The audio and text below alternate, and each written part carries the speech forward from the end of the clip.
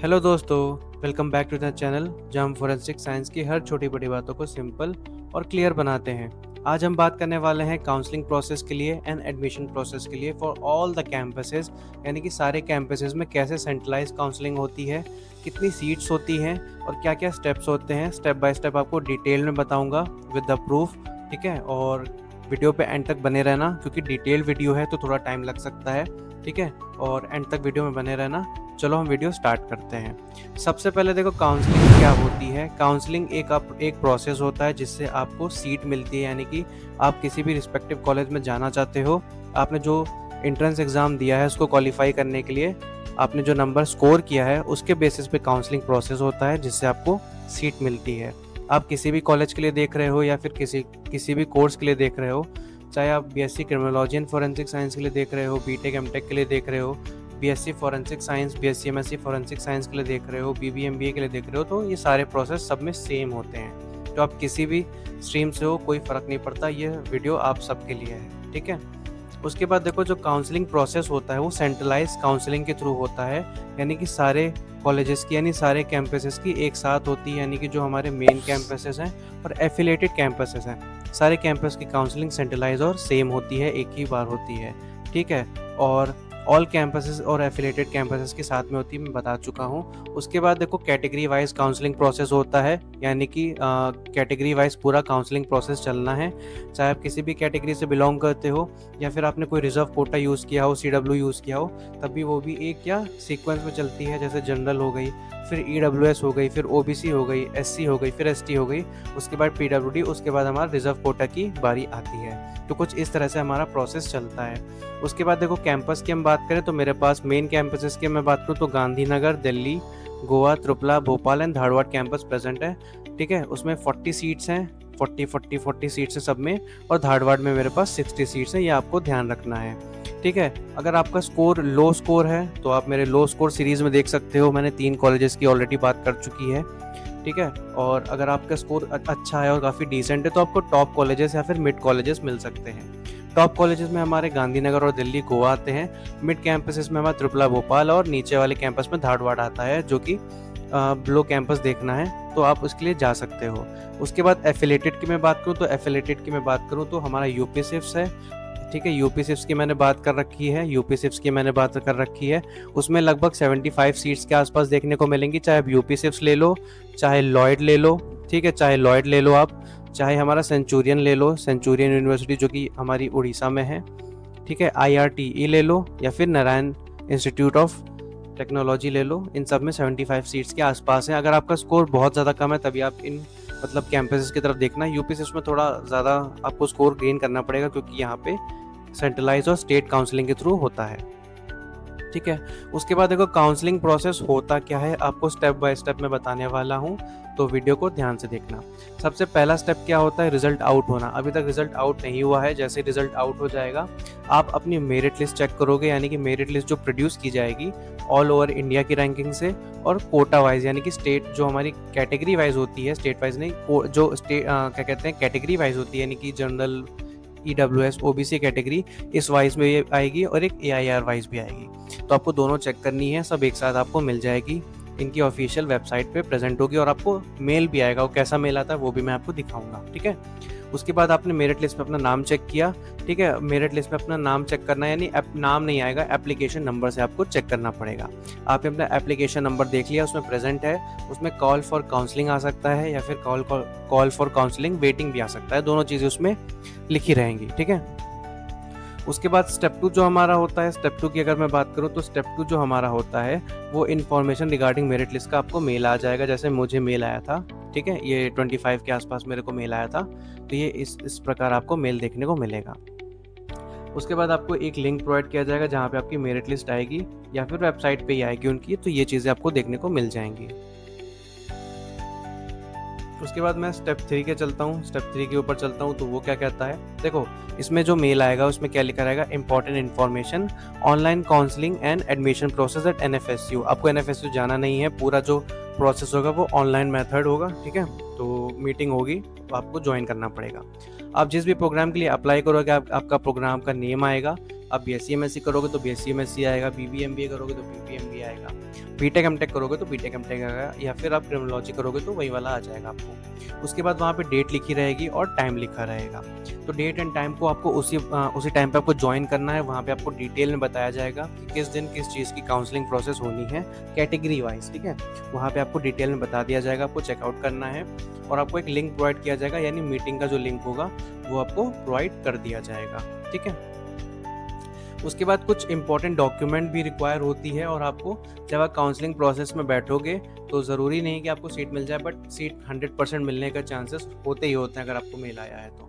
सबसे पहला क्या, आपको इंपॉर्टेंट इन्फॉर्मेशन जो आपको दी जाएगी वो क्या है कि ऑनलाइन जो काउंसलिंग होगी वो जो लिंक आपको प्रोवाइड की जाएगी उससे आपको ज्वाइन करना है। दूसरा, आपका NFSU का जो एप्लीकेशन नंबर है उसके थ्रू आपको ज्वाइन करना पड़ेगा, ठीक है। आपकी एक वैलिड फ़ोटो आईडी आपके पास होनी ही होनी चाहिए, अदरवाइज़ आपका एडमिशन कैंसिल हो सकता है। या फिर आप आधार रख लो अपने पास, ड्राइविंग लाइसेंस रख लो, वोटर आईडी रख लो जिसमें आपकी प्रोफाइल पिक्चर एकदम दिखे और आपकी डेट ऑफ बर्थ भी रहे वहाँ पे, ठीक है।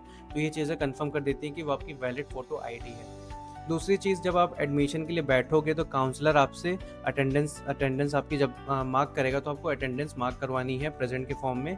अगर आप नहीं प्रेजेंट करते हो, एब्सेंट हो जाते हो, तो आपकी सीट चली जाएगी। आप उसके लिए फिर वापस कह नहीं सकते कि हमारी सीट क्यों चली गई है। तो इस तरह से कुछ चीज़ें होती हैं, वो आपकी, देखो ये सिंपल सा ही कहते हैं, ये सोल रिस्पॉन्सिबिलिटी होती है, आपको रिस्पॉन्स करना है और मार्क करना है प्रेजेंट आपको, ठीक। दूसरी चीज़ क्या कहता है ये, दूसरी चीज़ ये हो गई। तीसरी चीज़ की अगर मैं बात करूँ तो अगर आपकी जब अटेंडेंस मार्क हो जाती है तो आप एडमिशन प्रोसेस के लिए विलिंग कर रहे हो, यानी कि आप बैठना चाहते हो एडमिशन प्रोसेस के लिए, ठीक है।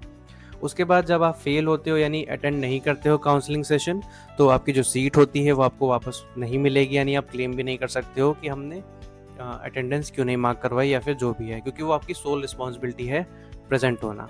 उसके बाद जो फिफ्थ पॉइंट आपको इम्पॉर्टेंट पॉइंट है, फर्स्ट सेमेस्टर की फ़ीस आपको 74,000 के आसपास देनी पड़ेगी। 65,000 सेमेस्टर फीस होती है और 10,000 रुपीज़ जो बॉन्ड आप साइन करोगे, 10,000 रुपीज़ का वो सीट के ऊपर होता है। ये 15 दिन के अंदर वापस भी हो सकती है अगर आप एडमिशन कैंसिल कराते हो तो सीट, ठीक है, या फिर आप चेंज कराओगे, कैंपस शफल करोगे तो तब भी ये ट्रांसफ़र हो जाएगी।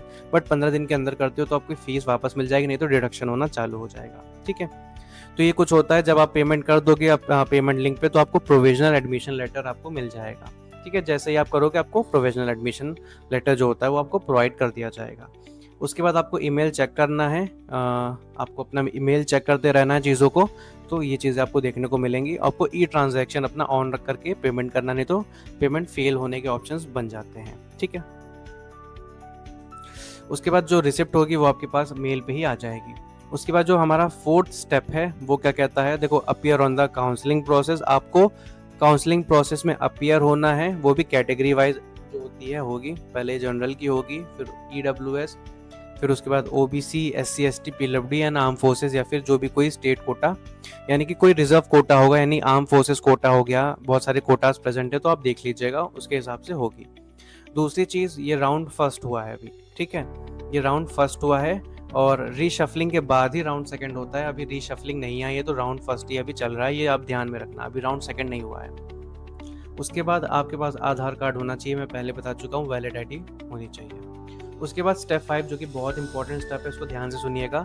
देखो इसमें क्या पूछा जाता है, सिलेक्ट प्रेफरेंसेस, यानी कि देखो अगर आपकी मेरिट लिस्ट टॉप पे है तो आपको प्रेफरेंस पूछी जाएगी, या फिर आप मिड पे होगे तब भी आपसे पूछी जाएगी जो बचे हुए कॉलेजेस होंगे, ठीक है, कैंपसेस।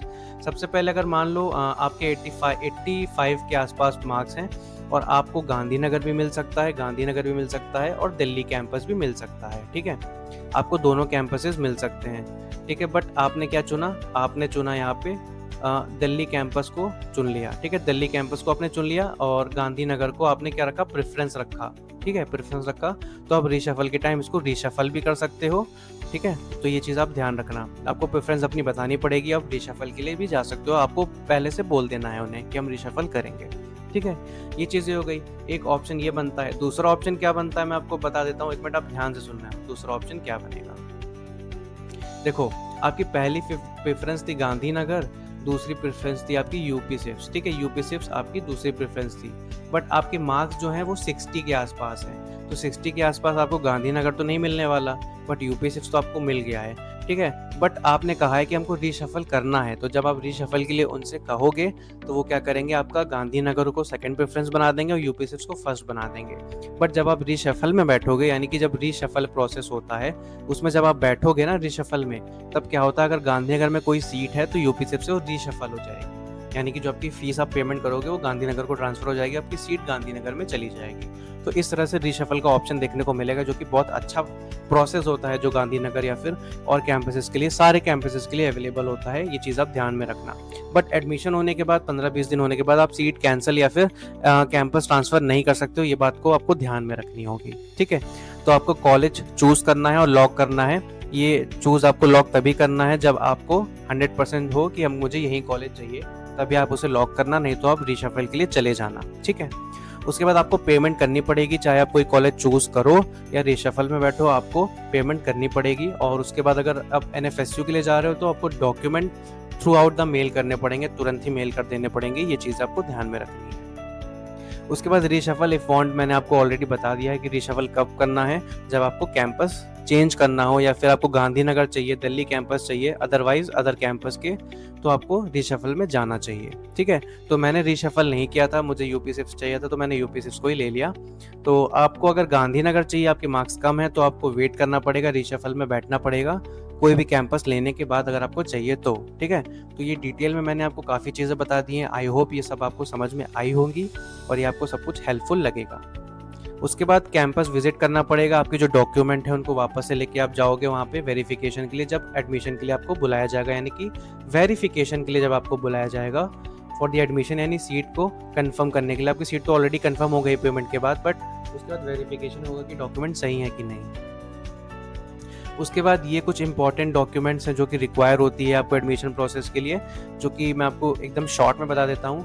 यानी कि 10th की मार्कशीट आपको चाहिए, 12th की मार्कशीट चाहिए, आपकी रिसेंट की फोटोग्राफ चाहिए, एनएफईटी का एडमिट कार्ड चाहिए, एनएफईटी का स्कोर कार्ड चाहिए, और अगर आप किसी कैटेगरी से बिलोंग करते हो, चाहे SC ST हो, तो उसका भी रिजर्व सर्टिफिकेट आपको चाहिए। बट वो तभी काम करेगा जब आप किसी स्टेट गवर्नमेंट से लिखवा के लेके जाओ, यानी कि किसी तहसीलदार से या फिर गवर्नर से आप लिखवा लो, आपके स्टेट का जो भी होगा उनसे आपको लिखवाया हुआ चाहिए, यानी डिजिटली चाहिए आपको। अब डिजिटली जो साइंड होता है आप उससे भी करा सकते हो, बट आपको ये होना चाहिए कि ये जो सर्टिफिकेट है वो 6 महीने के अंदर अंदर होना चाहिए।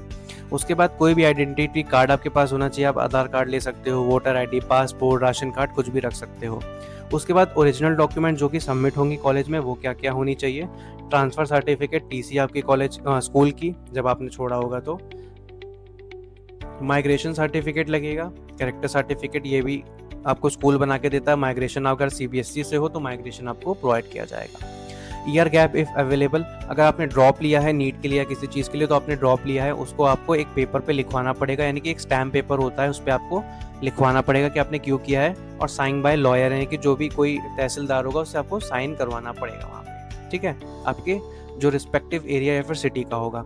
उसके बाद एक रिसिप्ट प्रोवाइड करनी पड़ेगी एडमिशन की, यानी कि जब आपने पेमेंट की होगी तो आपको एक रिसिप्ट एक्सेप्ट आपको मिली होगी, तो वो आपको भी लगानी पड़ेगी। तो ये कुछ चीज़ें इंपॉर्टेंट होती हैं।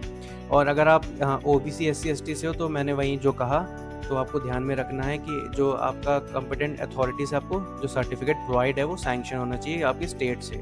जैसे कि अगर आप यूपी से हो तो यूपी से अगर आप कोई सीट लेना चाहते हो, ठीक है, तो आपका जो सर्टिफिकेट है वो यूपी से सैंक्शन होना चाहिए, ठीक है। तो ये चीज़ें आपको ध्यान में रखनी है।